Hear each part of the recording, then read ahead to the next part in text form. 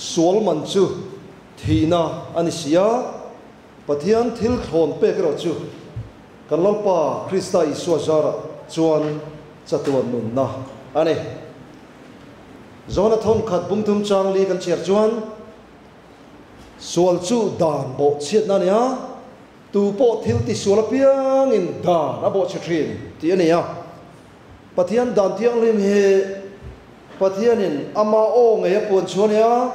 ama kuzung nge ya aziania lung chunga azia ka chatuan lungpui o Krista kan tiang in pathian hi chatuan om turania adan tiang lim po hi chatuan om turania chu wang chuan hei hi tu lai Christian ten pathian dan tiang lim kan riat thiam tak lo wangin chan dam na han lim pui view mai la suala mitam tak kan la oma suala kan la chenga nei tir ko pola chuan dan chu tharau lam thilani ti kan resiati pathian dan hi pathian nung chang tar lam na nia pathian nung chang thiang lim kan riat thena tur tar lam na nia hemi yang om tur chuan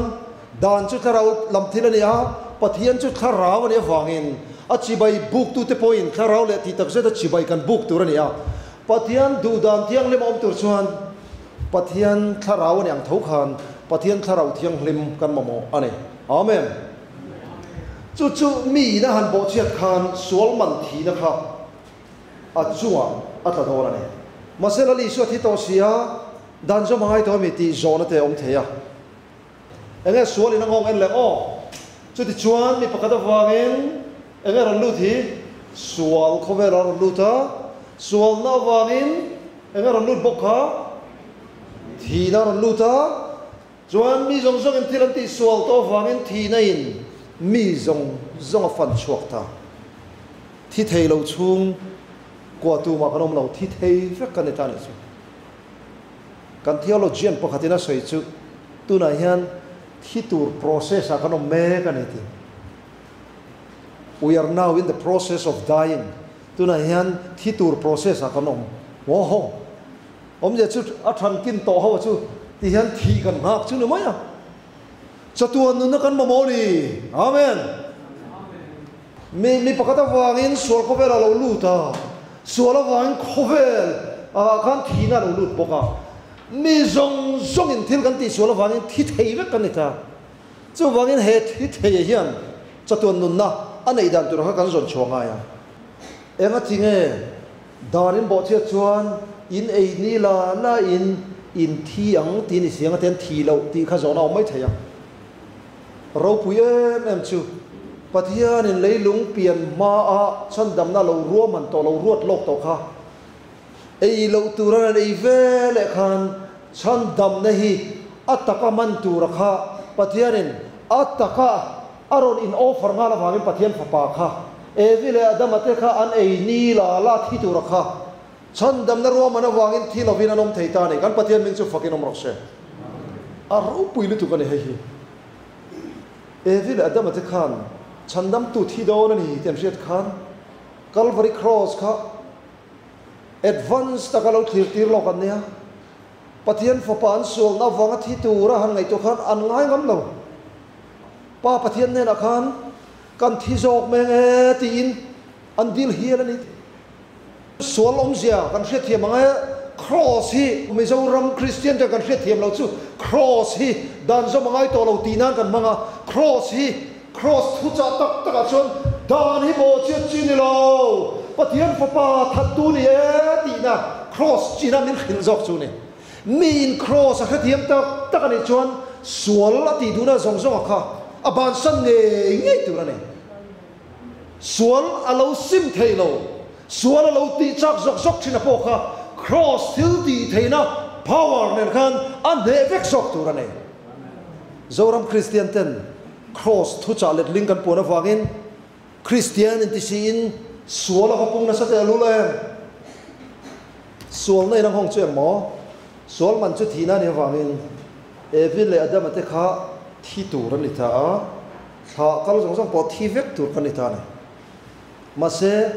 chan dam na lali su Krista son kam tan chan dam na ro man kharon len chu ka Calvary cross aron thi ta ka wangin kha death penalty thi tura rem na kan ma ba kha isu na ron len chuak ta ma se chu chau chu sul nei na homa nei lo tlat mai bible chon tinga soi ngai te kholo na dinin ka oma kanun sualin mi pa ya hei hi chin fel langai le ta tlat isu cross a thia pathian dan zo mangai lo ti mai chi ni em en chi na ngai ta tlat cái mà đi thiên lung xuống là hi sil phai ngay này thôi ti thiang lim ngay này thôi hết thiên lung hi sil phai là vin piang thar là vin sual sim là vin van ram kan khen thôi em ti hi zona này ta này chứ sual man min plak sak turin lali suwa aron thia a khem na kha amara chu he kan thiên lung xuống là rồi hi chu siam that ngay ti Nicodemus nan tinga ti kha mi tu po tu ya le kharafa an pian thar lo chuan pathian raman lut lo lali so le johana nang thunga se kha sim ro van ram chu nai to e ati chu mi om zia chu atong bula chuan in nun hemi in pian pui nung chang kha dang lam ro ani lo chuan van ram in kheng thei don lo ati chu wangin le je ke la bung som thum paru ka chuan thin lung thar ka peng chu in chunga tharau thar ka danga ka dan siama ka len tir chunga ka thu pek ten so mang te ne chu amen mi in pathian da na bo chia chuan khara wa om lo ti na ne mi in pathian da na song chuan khara wa om ti na alo ni ta ne chu pathian dan thiang lim zom tu riang kharau thiang lim kan ma mo ne ban lai zu da ho khan dan hin ngai sang vet ko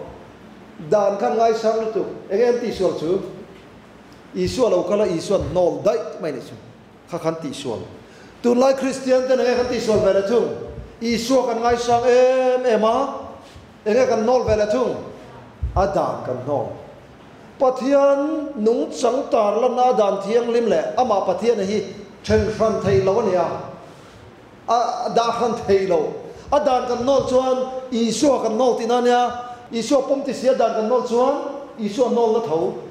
dan pom biu sia isu kan nol chuan dan na zom thei chong la ha hei hi ring zo ka kan pura ngai ta tlat ma pathian din bunain da chin la sol man kha thina nia min thilati sol chuan a penalty chu a hrem na tu chu thina ni pakhat na chuan thinlung sol kan lo pule ta sia sim lo chuan kan la thile don sia chu po chu chin felangai ta atinge kan chin fel ta kang chu chu he thinlung sol ang hian van rama min da chawang em van tir ko sol te van atran no chok to a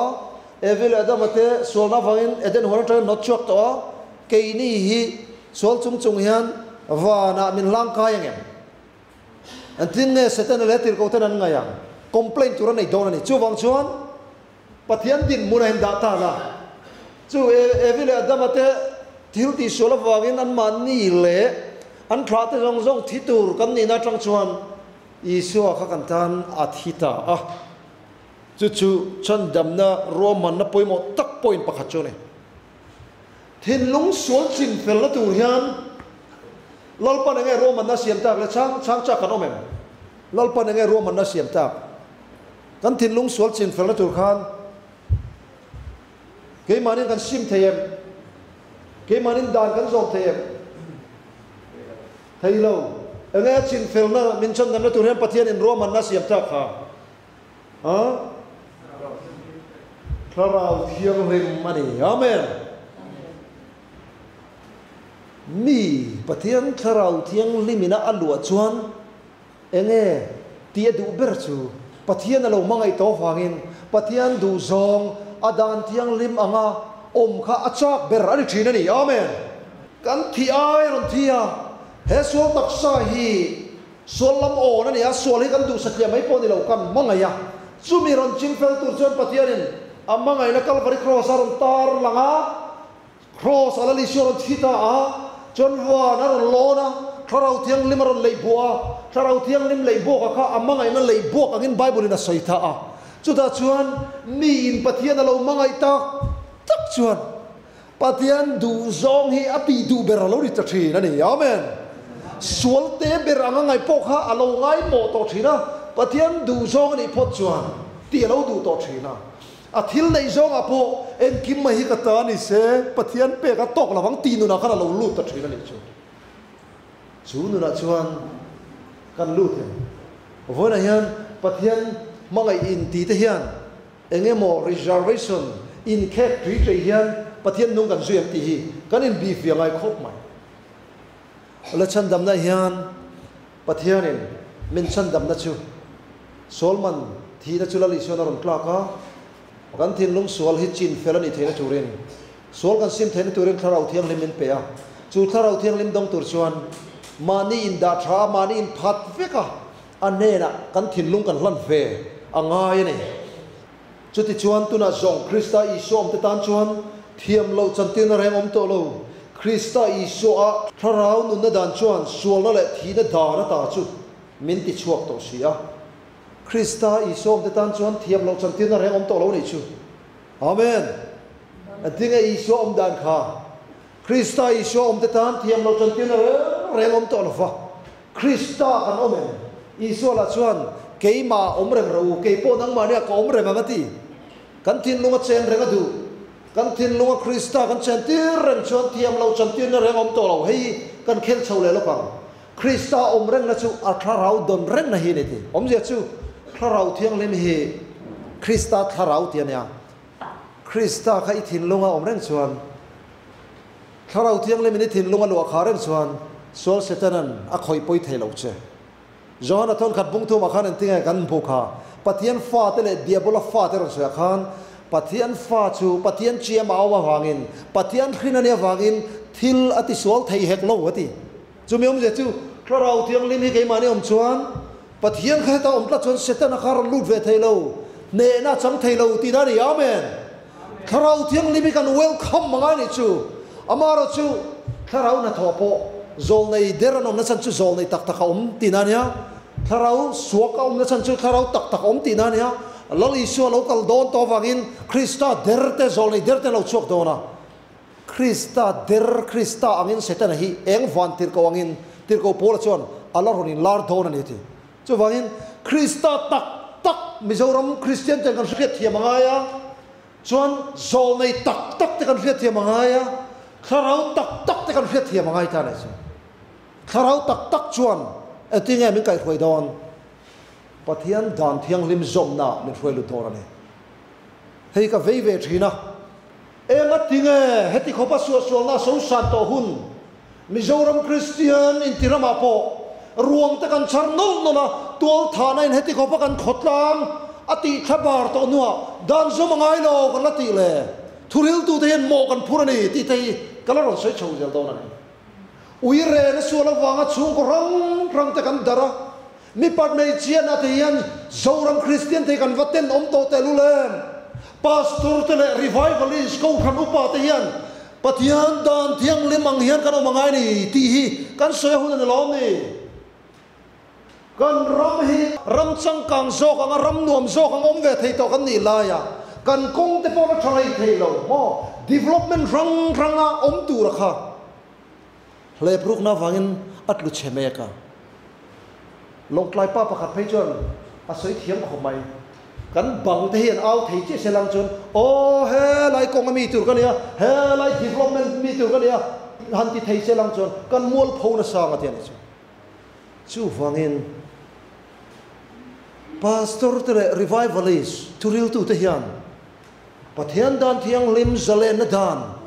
ang hian kan kalangai ni sim rau wan ram chu nai to ti thu cha hi klang zok le fia zok kan puan hon lom ni tun lai youtube ate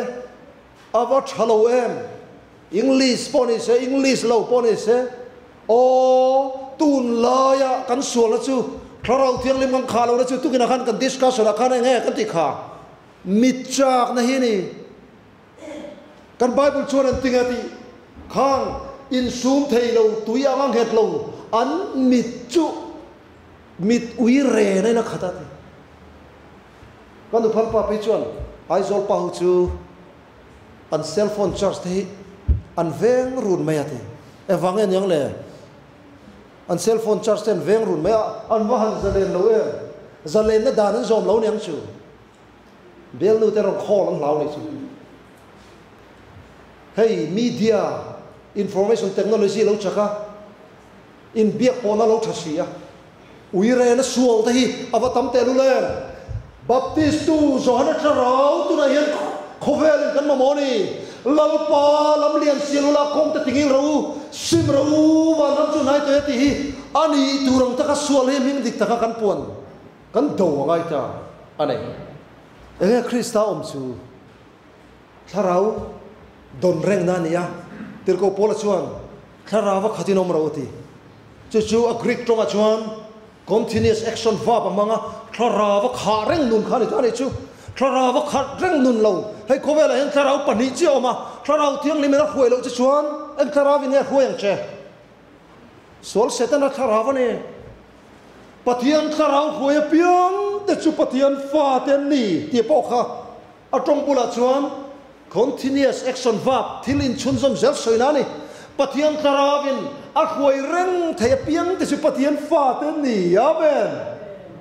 ama mi te ne na lo kala ama mi te na lom si lo ti chuan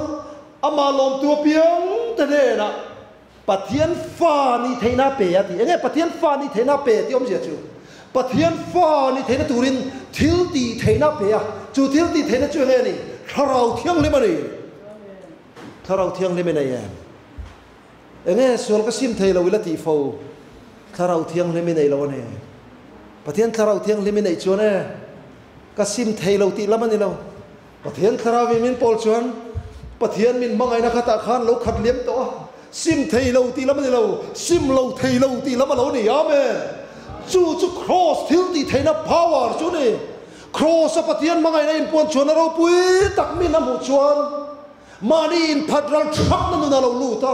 valal ber fa pa hi nang le ke ta ni in phadral thak pe ni chu chan dam na chuang mo hala hian an clear chiang te mu hebrai bung som chang som ni paru kan chiar chuan thu tak rian na fam kim kan chan nuwa thil kan ti sol lui chuan en tinga ti kha sol te ta na in thoi na om to ho lo fanga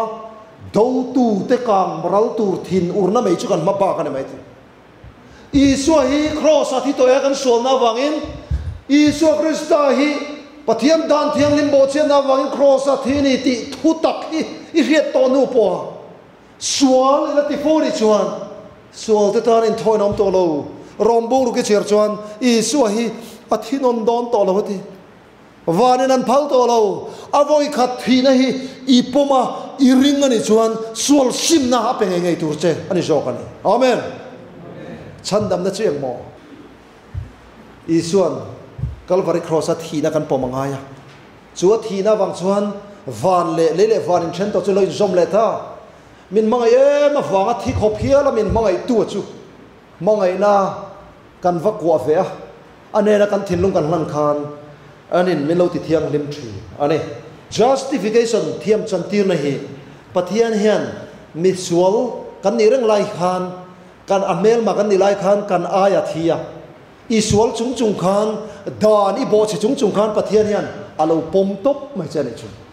justification is not sanctification na thia chu miam je chu he thiam chan tir na hi ti thiang lim na khala ni ri lo ni chu i thiam lo chung chung dani bo chia isual me ka kha lalpa chu na lo ngai dam top mai chane chu amangai na wangin sual sim phota isu Krista pan thek no mem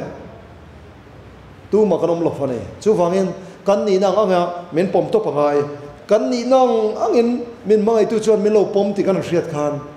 kan thin lung lo tuira la ane na kan thin lung kan wa hla na a next step sanctification ti thiang lim na khan min ruai ta Krista fel na kor fol min lo sin tira chu mi om je chu kan thin lung kan lan khan Krista tharau khan he thin lung bol lo hi chen chil to wangin sual ti thin kha ka ti thin te ka ti arem to lo ka ti ngai lo te ka ti atul jok si ti hlang khan kan nu na lo om ta chu ta chuan kha thil tha kan ti te thil thiang lim nun thiang lim kan nun chua te thil fel kan ti te kha ati tu kha ke mani khan ni mai la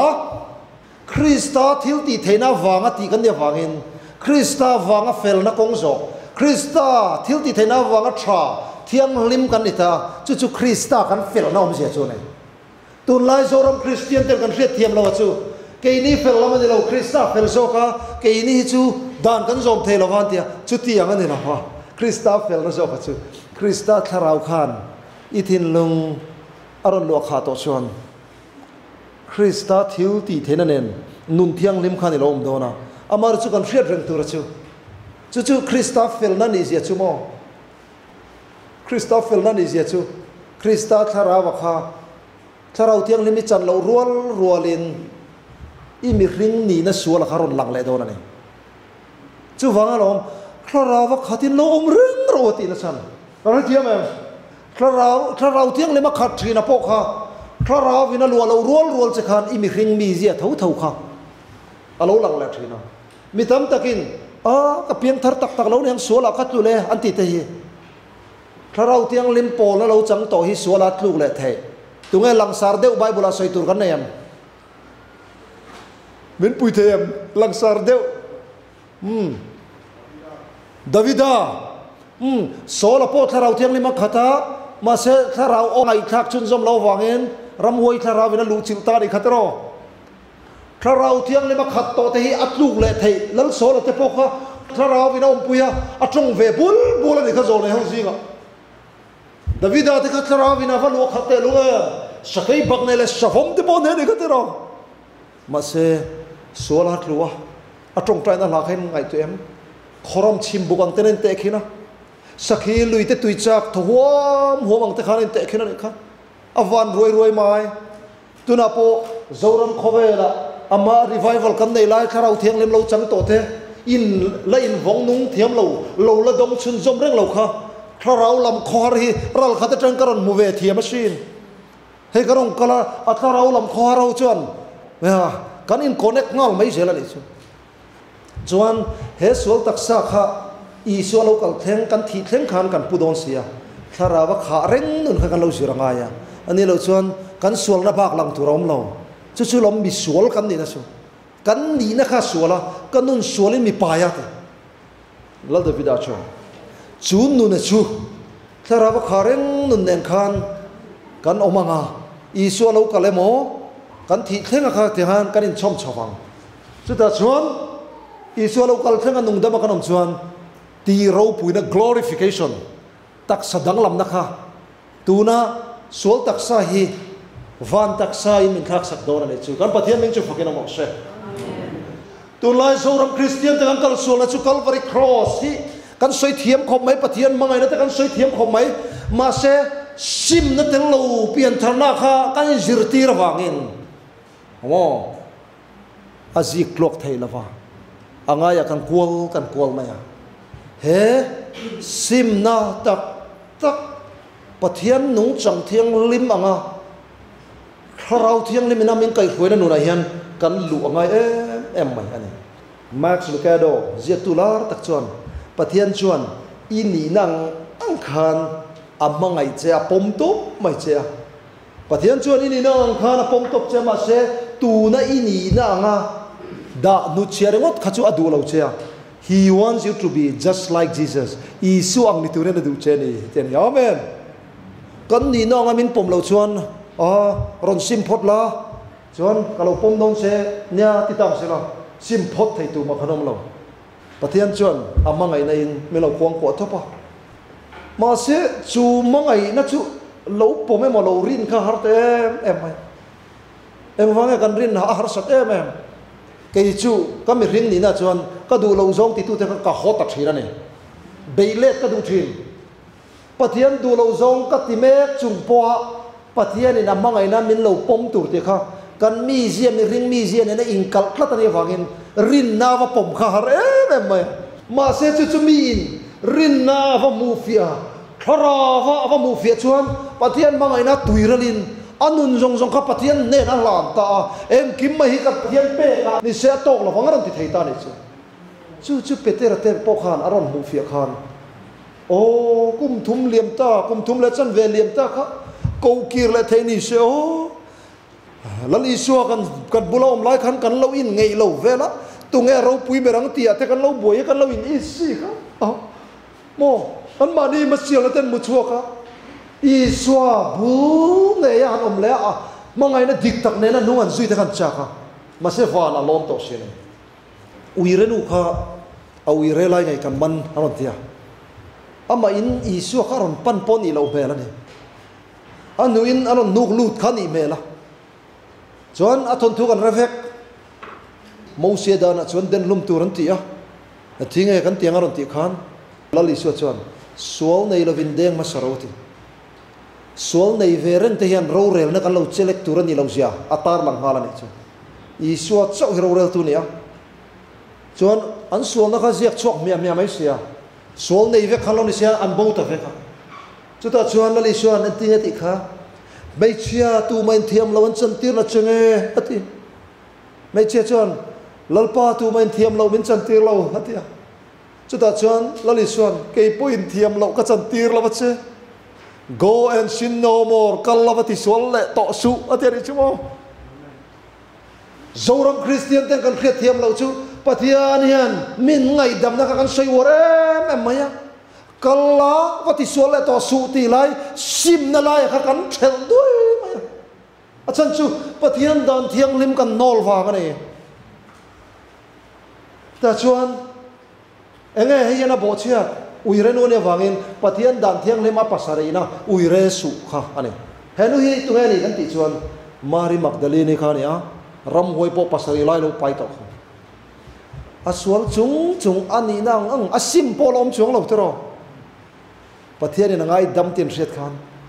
alom le tu ka thin lunga tui ral ta lali su du zong ang omalo du ta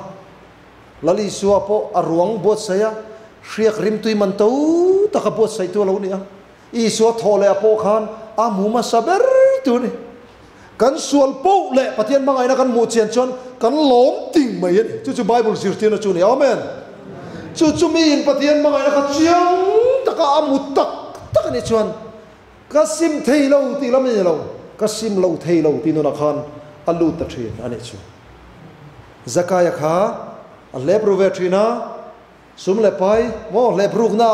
rusu ti pathian dan thiang lim ka lo bo chia sa ko hoi tu tele ama mi te khanin rom sarkar hi tax collector ho pe ga chu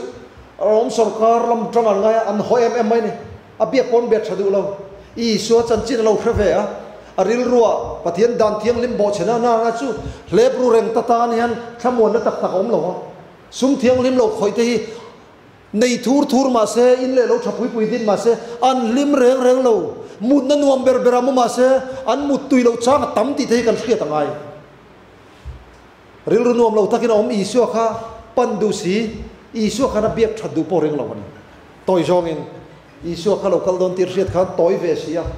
lo chang ve ni thingkung chu tang khan mo ta chuan isu lo kal ta lo isu chuan atui haw nga khriain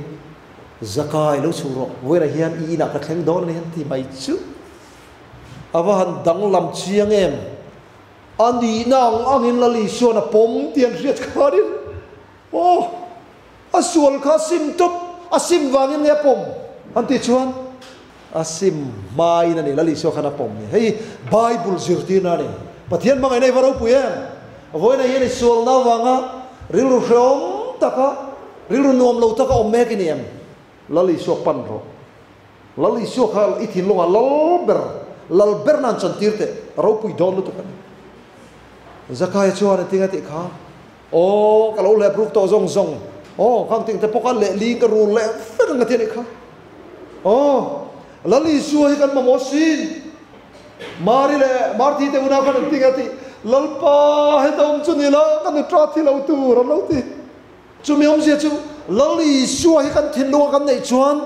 sual thu ti thei na hian eng ma ti thei nei la fa I suai va poi mo te lu le lalpan kan zavai na tharin malin som theu se amen